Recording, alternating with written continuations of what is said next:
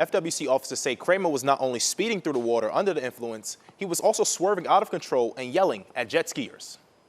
People being careless for the most part, and some people just not wanting to be responsible. Being on the water this time of year, The biggest fear for me is the other boater, not myself. Mainly a lot of people being belligerent and just not paying attention. can pose a challenge for boaters on Big Marco Pass. Boating, it's really not that hard.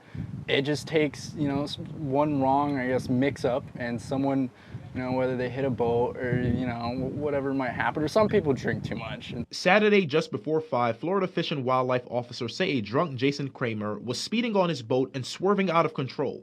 Absolutely not. I mean, you're endangering not only yourself, but others. And you got to be, safe all times out there. An FWC officer says she saw Kramer honking his horn, making sharp turns, and yelling at nearby jet skis. Officers say he had to swerve to avoid hitting a concrete. Kramer was also endangering manatees in their protected no-wake zone. It's kind of not really respectful to the area, we're very thankful and we're very privileged to have manatees and dolphins come up to our dock almost every day. The officer says Kramer yelled at one of his passengers to jump out of the speeding boat.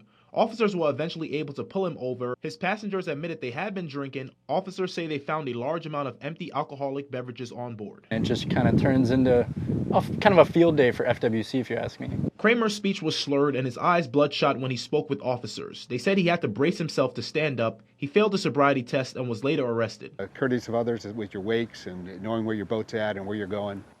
And Kramer was taken to the Naples jail. Not only was he arrested for boating under the influence, Kramer did not have the safety equipment required to be on the water, and he refused to breathalyze it and also had an active warrant out of Collier County. In the studio, Joseph Ojo, NBC2.